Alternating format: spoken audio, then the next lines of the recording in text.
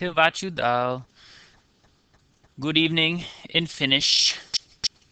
This is Mr. Bogajski, lesson 5.3. We're looking at the opposite, the converse of what we did in 5.3. Now we're congruent angles associated with parallel lines. So now we have parallel lines and we're making angles congruent or supplementary. So there's a theorem that states through a point, not on a line, there is exactly one parallel line through that given point. So if we have a line and we have a point somewhere, wherever it is, there's only one possibility that you can make a line go through that point and it be parallel to the other line, which kind of makes sense to you because you can't slant it. They have to have the same slope to be parallel lines, so they have to slant the exact same way, so causing that to happen. You can see that I have them filled in already, but what you're going to do is you're going to write the converse of each theorem. So try it yourself and then compare it to mine. So you're going to have to pause it for a second here. Write the converse down of the theorem and then see it. Remember, the converse, you're taking the if, you're making it the then, and then becomes the if. So like in the first one, if alternating interior angles congruent, then parallel lines. That's what we learned in 5.2. The converse to that is if parallel, then alternating interior angles are congruent. So do that throughout. See, then compare yours to mine and see if yours matches up. Because what we're doing is we're going to take these ideas and we're going to be using the converse. That's why I told you if you're not writing them in an if-then statement or you're not putting the congruent and supplementary parts to it, you're going to be marked wrong. So don't do that. All right. Welcome back since you paused it.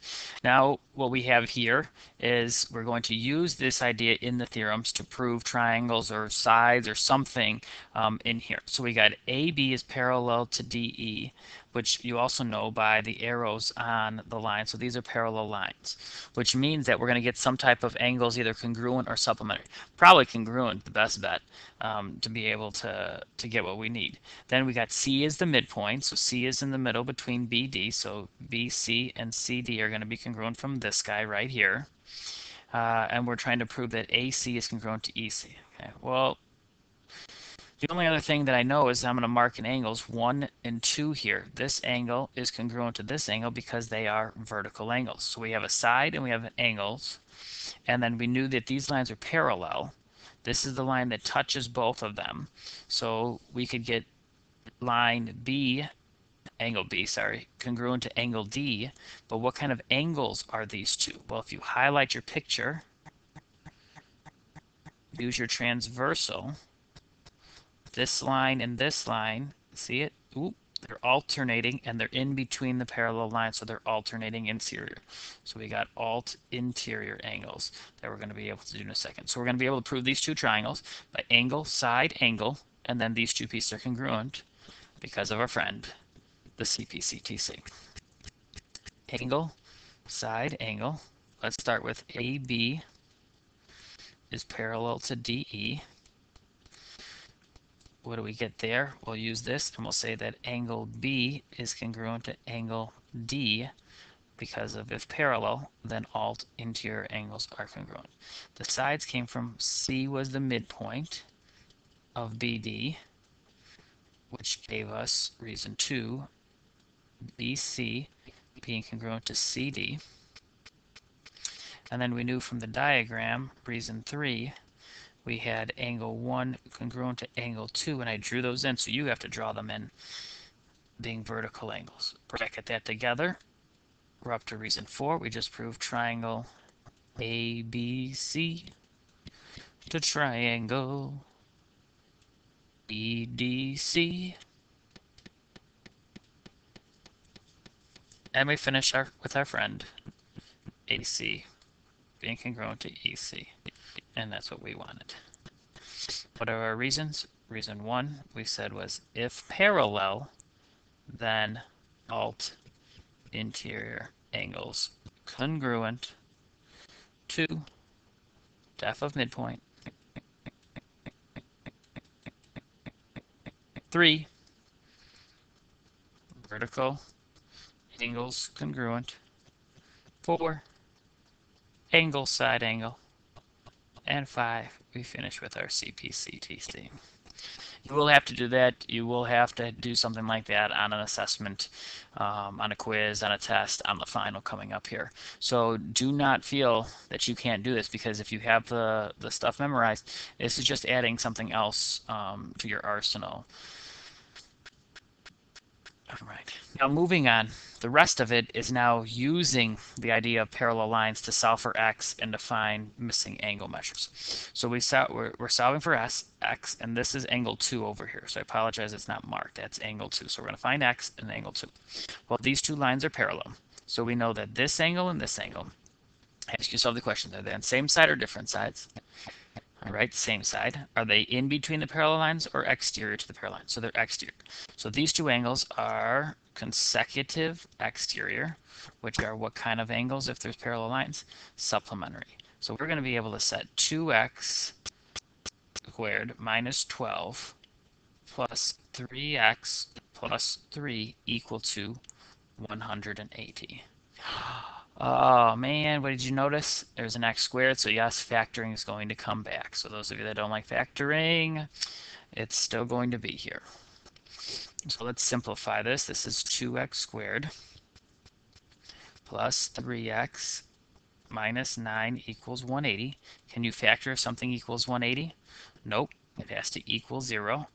So you're going to minus the 180 this way, giving you negative 189. Now, are you allowed to factor this with a leading coefficient of 2? No, you have to, let's do it by grouping. So the 2x squared goes here, the negative 189 goes here. Remember, you do 2 times the negative 189, but it has to add to 3. All right, you figure out that your numbers are negative 18 with an x and positive 21 with an x. Okay, now you could pull out, you could pull out a 2x here, leaving you with x minus 9 here. You can pull out 21, leaving you with x minus 9, giving you the two factors of x minus 9 and 2x plus 21. We all know this answer is 9. So this answer, you set 2x plus 21 equal to 0, minus the 21 over, divide by 2.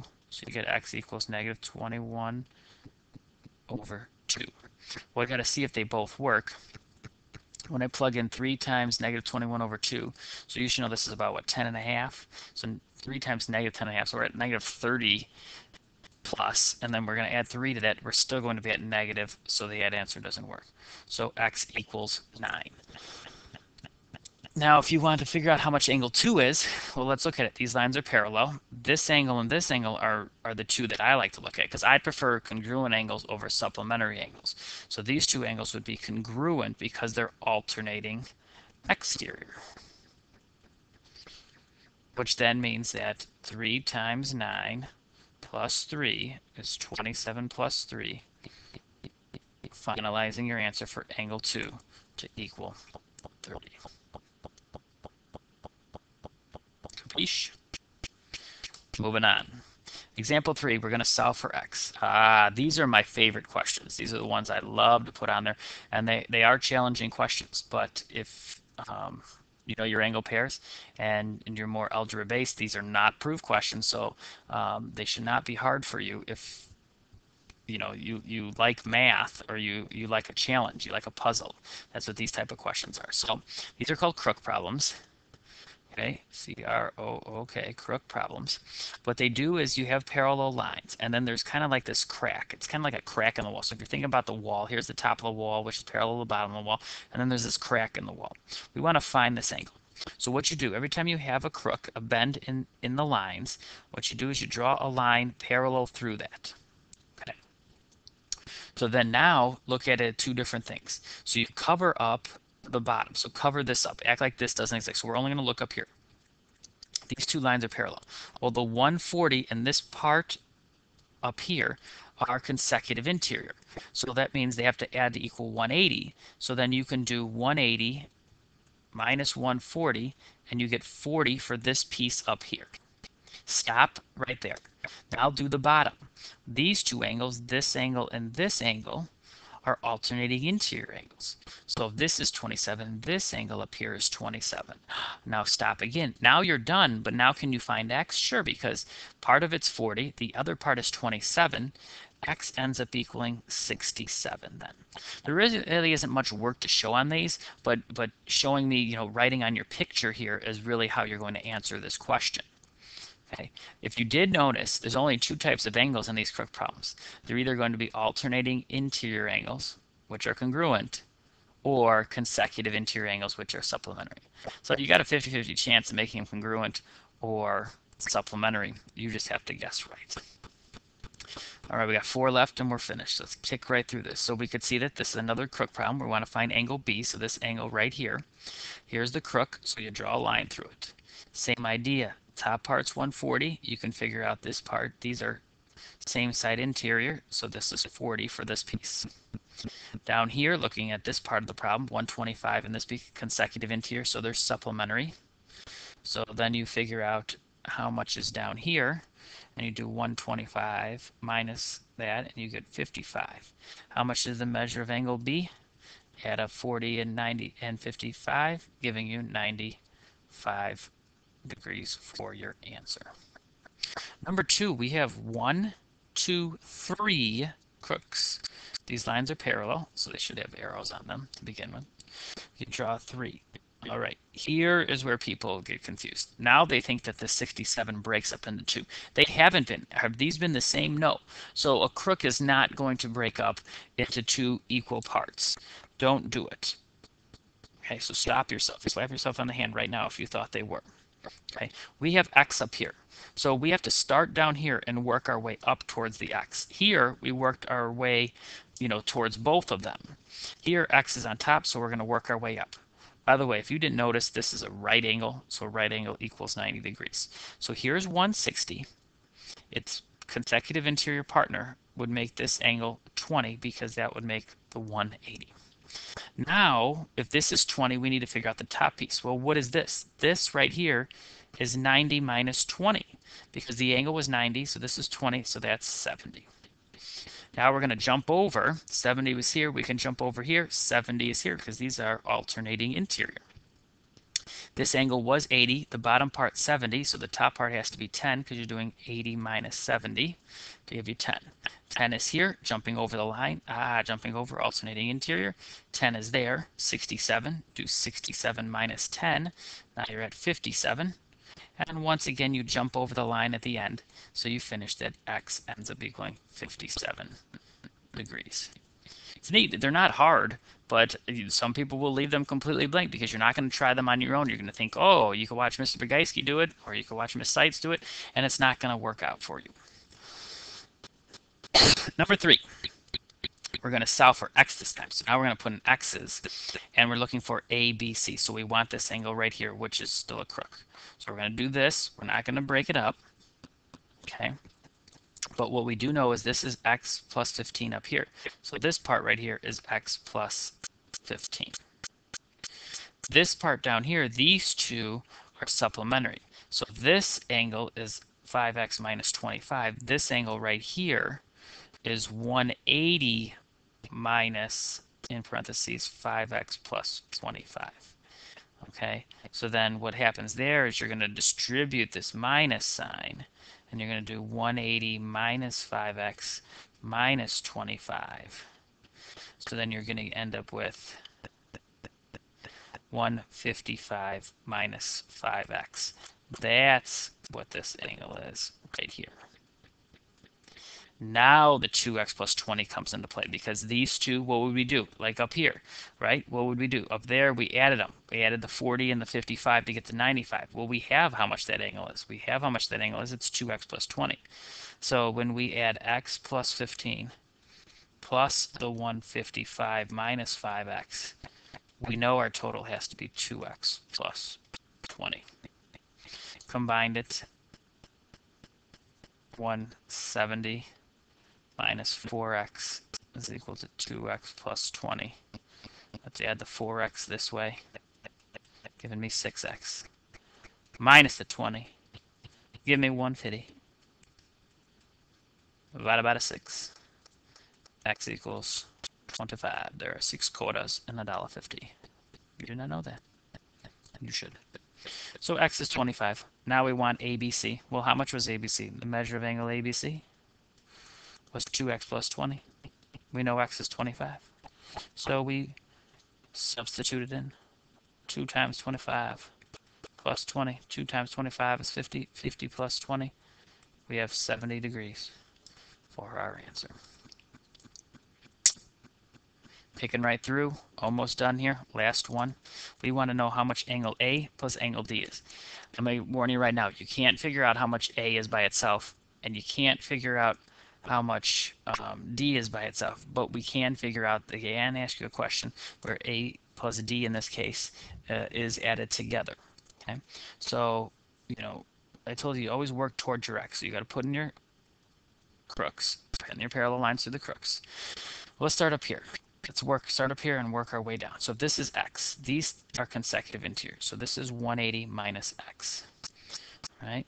When you do that, so then now this next piece right here is 130 minus, in parentheses, 180 minus x, because all we're doing is the same thing we've been doing over and over again. So technically this is 130 minus 180 plus x, because we distribute the x, giving me negative 50 plus x. Same thing happens. This piece is now 180 minus, in parentheses, negative 50 plus x. Distribute the negative sign. That gives you 180 plus 50 minus x. Now giving you a total of 230 minus x. The next piece, these have to add to be 150, so we're going to do 150 minus, in parentheses, 230 minus x, which that gives you 150 minus 230 plus x again. So now we're at negative 80 plus x. And then the last piece here is 180 minus our negative 80 plus x, giving me 180 plus 80 minus x, giving me 260 minus x. And now we can't move any further. But what did we want? We wanted the measure of angle A plus the measure of angle D. Well, how much was A? We called it x. How much is D? 260 minus x. Brilliant. These cancel out. So how much is it? 260 degrees. If you ask me, I have a shortcut how to do an example like number 4 that works. Maybe you can figure it out on your own. Some people can, but there is a shortcut to this question. I'm not going to do it in the video. You can ask me in class because I expect that you watch the video to be able to do that. You have a good evening, and we'll see you later.